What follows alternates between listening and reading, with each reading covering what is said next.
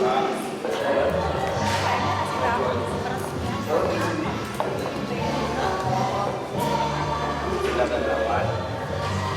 yang baru. Oh, siap. Mana ya? Dia udah punya ini sendiri, perusahaan atau law firm sendiri.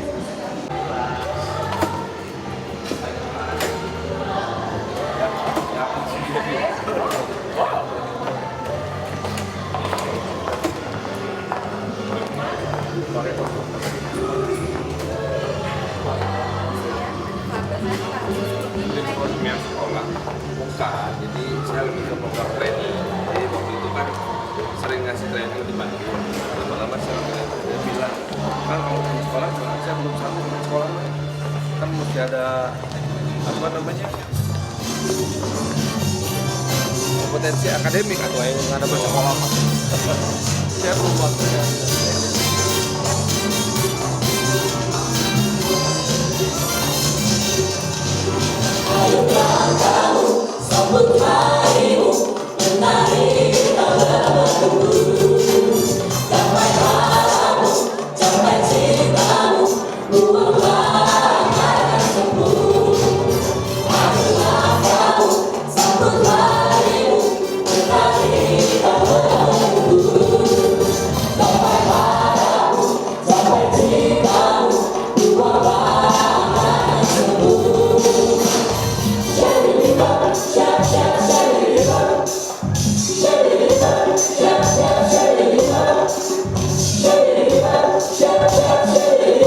Lagi ibunya, ya.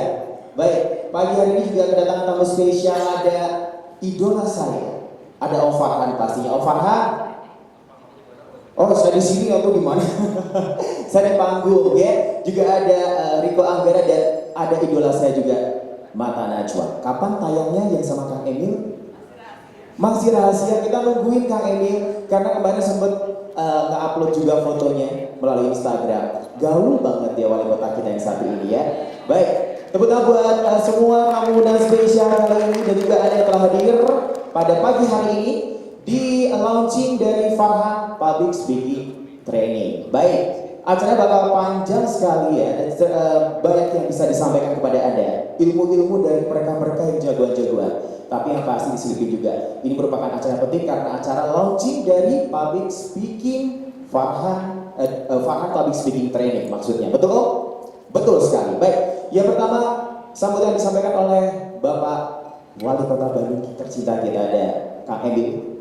Mungkin bisa naik ke atas Bapak untuk menyampaikan sambutan. Silakan. Assalamualaikum warahmatullahi wabarakatuh. Sampurasun. Rampes itu artinya kebaikan buat kita dan alam semesta. Jadi ternyata artinya luar biasa. Senang bisa di sini bersama para sahabat-sahabat saya juga, ada Kang Farhan, ada Mbak Nana, ya baru selesai di interview, keringat dingin, lebih menegangkan ketimbang akad nikah. Punten kostumnya begini karena ada acara yang dress code-nya kurang lebih begini. Jadi, tapi intinya saya mendukung acara seperti ini ya, karena saya tuh paling kagum kepada dua tipe manusia. Satu penulis yang kelihatannya gampang padahal susah, gitu. Juga kepada public speaker yang kelihatannya gampang padahal susah, karena ternyata ada trik-triknya, gitu. Dari gestur, dari nada bicara, karena nggak semua juga bisa berbicara sesuai dengan konteks. Tapi satu hal yang saya pelajari, kalau saya bicara saya menyesuaikan dengan audiens. Kalau dengan politisi ya bahasanya bombastis, lebay kayaknya. Gitu. Kalau lagi ngajar, karena saya dosen ITB, ya harus terlihat pintar sebagai dosen, ngobrolnya ya dibikin rumit sehingga mereka tidak mengerti. Gitu kan. Tapi kalau saya ingat waktu kampanye, yang dihadapi adalah masyarakat dengan bahasa awam, jadi bahasa saya simpel-simpel aja. Jadi ternyata penting ya, bagaimana menyampaikan pesan dengan cara-cara yang efektif, cepat, dan efisien. Kebetulan istri saya juga pernah ikut sekolah profesional public speaking, sehingga saya diajari ini kan roommate saya ya, mengajari bagaimana berbicara dengan konteks-konteks yang berbeda. Setelah lulus dari public speaking school, jadi MC juga. Tapi karena sudah jadi ibu wali, saya tidak perbanyak karena menyangkut banyak urusan tambahan dari Kota Bandung. Dari sisi dukungan pribadi juga, saya senang mudah-mudahan Kang Farhan dan tim, ada Mas Riko juga dari Kompas TV, selalu sukses dengan acara-acaranya. Ya. Bahkan saya punya pemikiran bagaimana konsep ini kita latih secara sistemik Kang Farhan ke sekolah-sekolah juga. Jadi kalau boleh saya titip, bisa nggak bikin public speaking ini sebagai muatan tambahan ya, karena saya ini ingin menjadikan Bandung sebagai kota kreatif se-Indonesia, ingin menjadikan warga Bandung warga yang paling bahagia se-Indonesia. Nah caranya adalah mempenetrasi kegiatan di sekolah. Kita lagi nyiapin Olimpiade Kreativitas, jadi di dalamnya kalau dulu kan waktu SD paling lomba lukis gitu ya, lomba-lomba yang sekarang itu kreativitasnya dikasih soal. Masalah sampah, coba solusinya seperti apa? Dilombain saat SD se-Bandung gitu, SMP. Hingga saya ingin melatih dari kecil, orang Bandung selalu berpikir problem solving. Bukan hanya keren-kerenan nyanyi ala idol gitu ya, atau jago-jago melukis seperti kita waktu kecil, tapi kreativitas yang menyelesaikan masalah. Nah mudah-mudahan peningkatan kualitas SDM Bandung ini juga termasuk dari menyampaikan gagasan atau pesan. Itu mungkin dari saya, selamat melaksanakan kegiatan dan mohon doanya saja. Ternyata Bandung benangnya banyak yang kusut ya. Sedang satu-satu diluruskan, tidak mudah tapi tidak boleh menyerah. Saya banyak berimprovisasi karena tidak punya pengalaman ya, pengalamannya cuma jadi dosen dan arsitek. Birokrasi itu belantara yang berbeda. Karena lagunya sudah berbunyi, billahi taufiq wa hidayah, wassalamualaikum warahmatullahi wabarakatuh. Waalaikumsalam warahmatullahi wabarakatuh. Kang Emil, pertama panggung Kang Emil. Ya, kita akan segera lakukan seremoni launching dari Farhan Public Speaking Training. Dan untuk Om Farhan, ini yang punya hajatan ya, dan juga Riko Anggara dan Najwa Shihab, idola saya. Ibu Atalia, dampingi juga bapaknya pastinya ya. Baik, kami mau untuk naik ke atas panggung juga. Semuanya ya, baik. Mendampingi bapaknya. Dan untuk peserta mohon untuk berdiri semuanya. Ini untuk kesuksesan dari Farhan Public Speaking Training ya. Baik.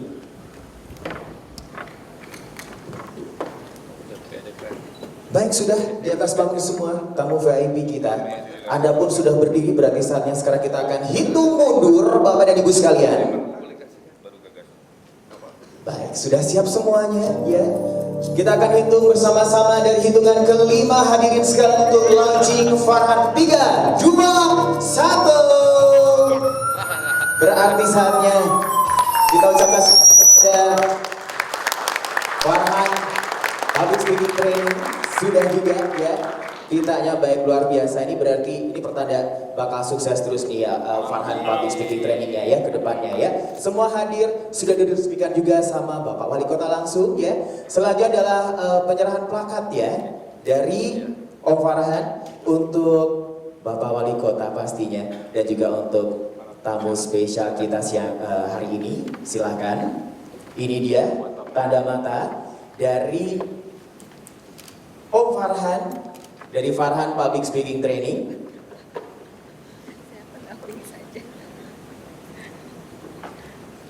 Baik, waduh, banyak banget kadonya. Muni lama. Muni lama, kata-kata belum muni lama tuh Om Farhan. Masuknya teh mau sulap, cuma lupa lagi kotaknya yang mana. Eta. Ini dia, boleh berikan tepuk tangan untuk Kang Emil. Tanda matanya. Selanjutnya, ternyata ribet ya, mesti dibungkus kado dulu, oh enggak kan? Baiklah. Selanjutnya, untuk Najwa Shihab.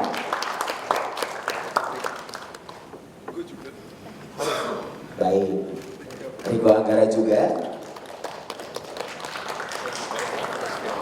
Baik, selanjutnya akan foto bersama, silahkan. Foto bersama. Tanda matanya kecil tapi sangat berarti itu loh, ya.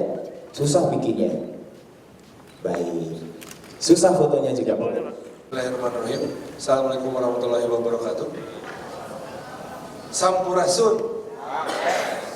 Bukan salam yang biasa untuk zaman sekarang ini, tapi memang harus dibiasakan karena salah satu bentuk intelektualitas tertinggi dan hasil budaya tertinggi manusia adalah bahasa. Orang itu bisa dianggap, bukan dianggap bahkan, kita tahu pinter apa enggak, karena dia mampu menguasai berbagai macam bahasa.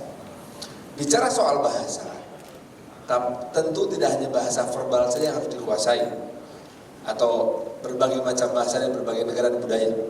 Tapi bagaimana cara menyampaikan bahasa itu juga menjadi sebuah penguasaan yang sangat penting. Saya kasih contoh yang paling gampang, dan ini contoh favorit saya. Bagaimana satu bahasa yang sama dengan penyampaian berbeda bisa diterimanya juga beda sekali. Misalnya nih, saya ngomong ke Najwa, Nana, ayo, ajakan normal. Nana, ayo, memaksa dan marah. Bisa juga begini, Nana, ayo. Lain sekali kan, bahwa kata dan bahasa yang sama, ketika cara penyampaiannya berbeda, maka itu pun akan sangat berbeda dalam menyampaikan public speaking ini. Nah, itu tujuannya. Ini merupakan sebuah sasaran antara yang mudah-mudahan bisa menjadi bagian dari awalnya si design thinking, tapi ini salah satu bentuk design action. Saya tertarik pada pemikiran design thinking dan design action ini tahun 2011 di Boston. Waktu itu belajar dari teman-teman di IDEO, perusahaan desain yang sangat luar biasa. Kemudian datang ke BCCF, lihat teman-teman udah bikin design action. Orang Bandung mah sudah selalu melangkah lebih maju ya. Orang Amerika masih mikir, orang Bandung sudah action. Nah, mudah-mudahan actionnya bisa meluruskan benang kusut yang banyak ada di kota Bandung ini. Apalagi sekarang lagi tiba-tiba kena debu lagi ya. Terakhir kita kena debu vulkanik tahun 81 waktu Gunung Galunggung. 82 ya? Waduh, saya belum lahir waktu itu. Nah, nuhun Kang. Kata neneknya Kang Emil ya. Nah, teman-teman sekalian, sebuah kehormatan bagi kami untuk mendapatkan batch 1, batch pertama dari Fund Public Speaking School ya, Public Speaking Training ini. Udah buru-buru pengen sekolah aja. Karena ini akan menjadi sebuah pengayaan dan juga pelajaran bagi kami untuk memberikan yang lebih baik lagi untuk masyarakat Bandung. Kenapa base-nya di Bandung? Karena capek base-nya di Jakarta terus deh. Harus ada sesuatu yang mulai dari Bandung. Tepuk tangan, terima kasih. Karena banyak hal baik dan luar biasa yang berawal dari kota Bandung. Dan tentunya pada kesempatan sekarang, hari ini khususnya, sampai sore nanti, kita akan mengikuti 3 sesi yang penting. Memang tidak ada sesi yang basic. Ya, justru sengaja kita berikan sesi yang advance supaya orang-orang yang selama ini hadir di sini gitu, dengan basic apapun yang Anda punya, Anda akan intrik, terpicu, terangsang gitu untuk melihat bagaimana penguasaan media oleh seorang Najwa Shihab. Bagaimana Anda bisa memanfaatkan media untuk kepentingan Anda dan membiarkan diri Anda dimanfaatkan oleh media untuk kepentingan bersama. Itu penting. Nah, kemudian itu level media tuh, wah di atas. Kemudian di sisi yang lain, saat kita menjadi seorang profesional sebagai seorang individu, kita pun harus bisa menyampaikan semua ide kita ini dengan baik.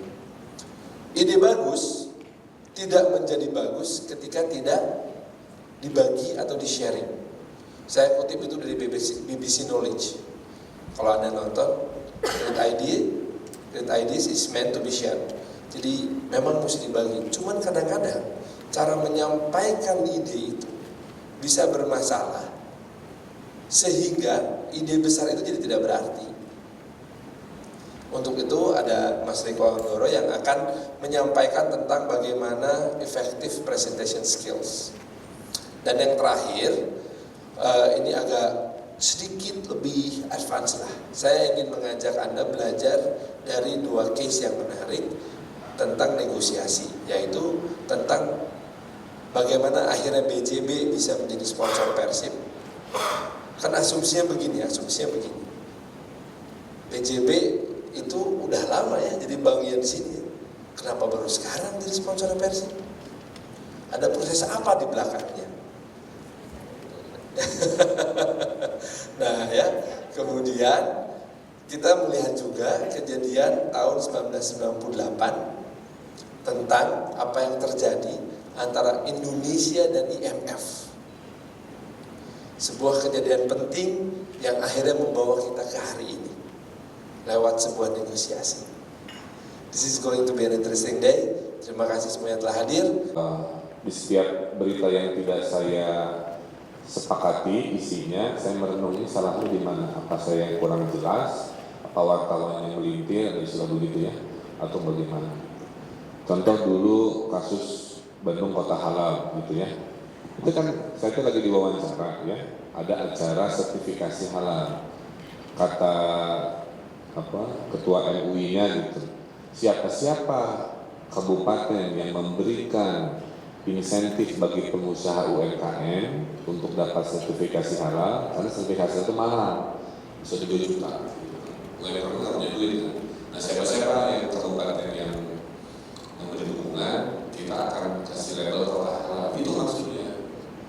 Tapi yang saya sampaikan, yang dikutipnya lain, seolah-olah saya akan menghalalkan semua yang tidak halal gitu. Sehingga bagi yang di Indonesia yang berbeda kepercayaan dan urusan kami gitu, sehingga seolah baru bilang itu sudah mulai terlihat warnanya gitu ya. Dan ini pelajaran pertama. Di hari yang sama juga sama. Itu ada travel syariah. Awalnya mohon dukungannya karena ini katanya turis-turis dari Malaysia itu senang ke masjid, senang ini bisa nggak didukung niche market. Saya bilang apa gimana? Ya saya itu karena apapun buat wisata Bandung saya itu termasuk travel syariah. Nah, bahasa ini beda lagi. Keluarnya adalah Bali akan syariahkan kota wisata. Nah, disitu saya bilang oke, berarti lain kali saya harus make sure lagi apa yang akan ditulis saya harus cek gitu. Itu pengalaman pertama. Pengalaman kedua, saya juga sekarang mulai mengingatkan dan mulai ada tegas ke wartawan karena sering demi tadi bombastis kadang-kadang tidak sesuai fakta. Jadi baru minggu lalu pertama kali saya bikin surat keberatan. Dulunya saya lah gitu ya, tapi ini ada. Jadi saya diwawancara awalnya gimana masalah jam malam. Saya bilang saya normatif sesuai perdanya tutupnya jam 3. Polisi menghimbau tutup jam 12 karena faktor analisa keamanan. Itu kan himbauan, tapi kalau nanya ke saya tetap pada aturan perda karena nggak mungkin saya melanggar aturan hukumnya. Itu kalimat saya di beritanya, Kang Emil setuju dugem sampai subuh. Di halaman pertama. Kalau orang baca kan berarti ini persepsi ya, mendukung kegiatan dugem-dugeman, apalagi sampai subuh, pada subuh itu 4:30 kan? Iya. Perda itu jam 3, jadi di sini mulai saya sekarang agak berhati-hati dan double check lagi setiap pernyataan-pernyataan. Dan saya juga belajar sekarang untuk tidak mengomentari hal-hal yang sebenarnya tidak perlu dikomentari. Tapi karena wartawannya, awalnya gimana itu yang kalau kata Bengkulu, bisa bilang sesuai kebutuhan aja. Kalau bagus di Bengkulu, kenapa tidak? Hal-hal baik kan bisa kita dukung. Keluarnya beda lagi. Wali Kota Bandung akan meniru sholat hadiah Idul. Nah ini pelajaran-pelajaran saya sebagai pejabat publik sekarang, bagaimana betul-betul sebelum ngomong itu sekarang saya kontrol. Ini pertanyaannya arahnya gimana? Termasuk saya juga ke wartawan bilang, ya ini janganlah, ini kita fokus aja yang isu yang ini. Bilang nanya kita kadang-kadang ngalor tidur gitu. Termasuk saya bilang, ini hari Minggu pertanyaannya rileks, saya izin saya capek dan ternyata wartawan menghormati. Yang tadinya mau ngobrol dengan pertanyaan serius mereka juga. Jadi artinya pada saat tertentu saya meminta wartawan memposisikan saya untuk menghormati, termasuk kadang-kadang saya bilang off the record dan itu dihormati. Karena ada yang ngerti juga, saya bilang off the record, kenapa saya ambil keputusan ini? Cerita dulu, oh setelah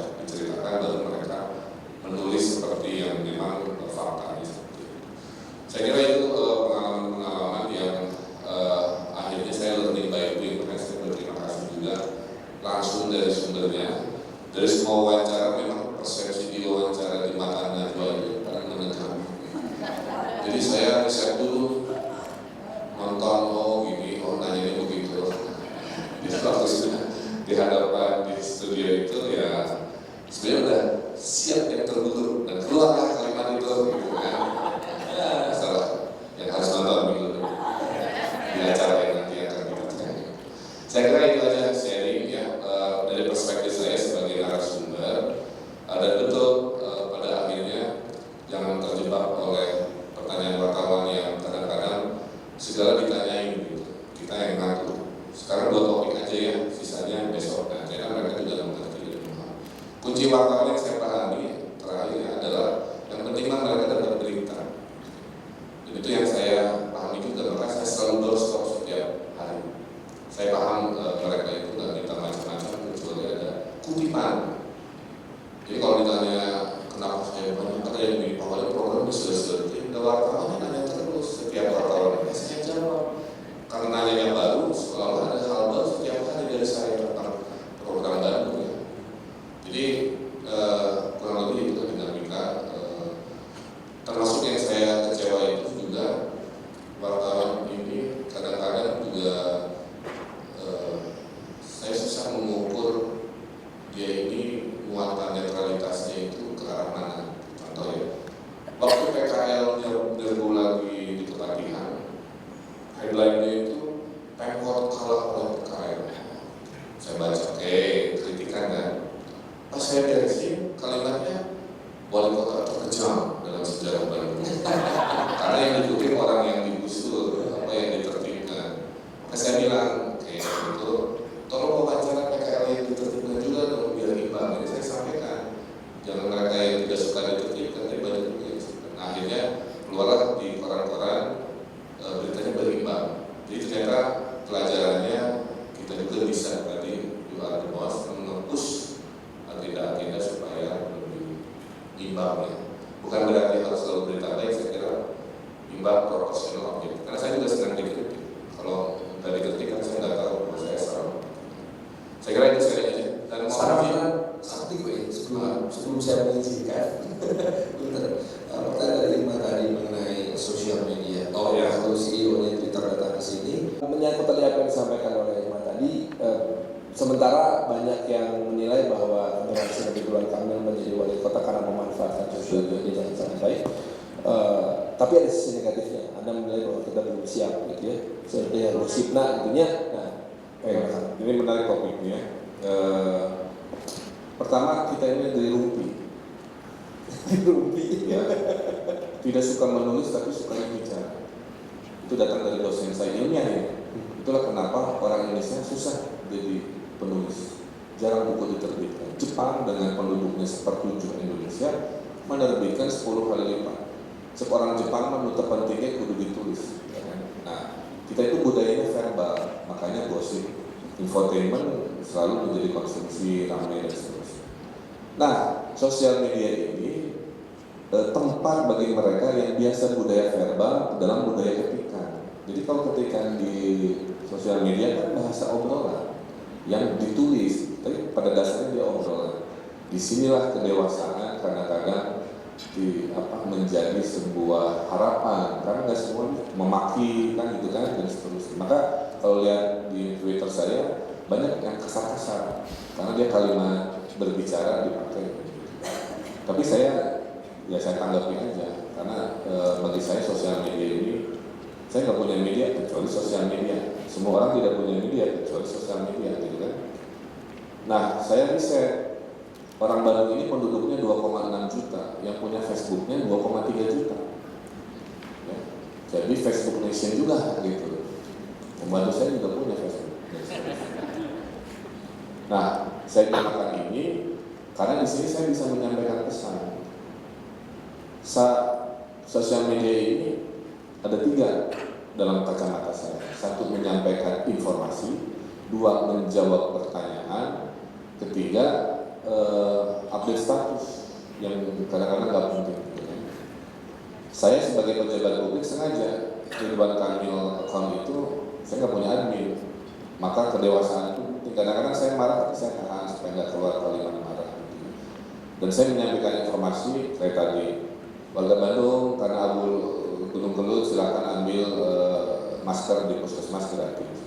Saya menjawab pertanyaan tadi juga gitu kan, kenapa pokoknya hanya ke warga yang lemah? Saya bilang enggak, kita merazia reklame, menyegel apartemen itu udah banyak. Nah, ada 1/5 saya memang buat relax gitu. Karena sebagai wali kota nggak punya media untuk relax itu kecuali sosial media. Jadi kadang-kadang kan jawaban saya ngawur ya, kayak begitu mesin typot saya ciptakan itu dan sebagainya, itu bagian dari ternyata publik menyukai sesuatu yang natural karena pejabat itu identiknya sosial medianya itu kan dipegang admin, kemudian serius, hanya menyampaikan satu arah pesan, nggak bisa ngobrol. Nah itu ternyata karena budaya orang yang bisa hobi ngobrol, waktu dibalas dengan cara mengobrol, tidak kalimat pernyataan, itu mereka menyukai. Jadi artinya sosial media ini akan sangat berpengaruh terhadap segala urusan. Itulah kenapa di minggu pertama saya jadi wali kota, semua dinas harus punya Twitter. Dan saat saya umumkan, semua tengok kiri, tengok kanan. Twitter kenal. Saya kira kurang lebihnya itu, dan saya mungkin Bandung satu-satunya kota yang mempelopori menggunakan sosial media sebagai alat memanage kota. Karena saya bisa tinggal forward laporan, banyak positifnya luar biasa. Itu bisa satu cerita sendiri. Pak Wali itu reklame mau rubuh, dia tweet kan, saya forward ke dinas yang terkait, dalam hitungan 1 jam mereka bergerak hanya modal jempolnya, tanpa harus saya telepon, mencari orangnya, rapat dulu dan sebagainya. Jadi beruntunglah kita yang hidup di zaman sosial media. Saya generasi sosmed, makanya saya berterima kasih waktu kampanye menang juga oleh sosmed. Kenapa ini penting? Waktu saya ke Jember, sebuah kampung di gunung yang tidak pernah sosmed kan, saya silaturahmi di masjid, si bapaknya bilang gini, Pak Ridwan, update itu apa? Saya Pak Ridwan. Dia nggak tahu siapa saya. Tapi saya itu ditelepon oleh anak saya suruh menulis Pak Ridwan. Jadi artinya keterpengaruhannya itu meluas kepada yang tidak punya sosmed. Kemarin ada analisa sosmed bilang ke saya, Pak Ridwan, tweet Bapak itu keterpengaruhannya 65 juta orang. Gimana ngitungnya? Setiap saya nge-tweet, di-retweet oleh Kang Farhan yang followernya sekian. Mungkin ke-tweet juga oleh Nathan Najwa, oleh Panji dan sebagainya, itu di total bisa sampai juta-juta. Itu how powerful sosial media dan akan saya gunakan tentunya untuk kebaikan. Dan mohon izin karena sudah ditentu dengan cara. Baiklah, sudah diizinkan. Karena Pak Prabowo ada di Bandung. Harus dari tuan rumah menjelaskan kenapa begini. Saya kira dia atau doang, enggak. Kang Emil, Ridwan Kamil bersama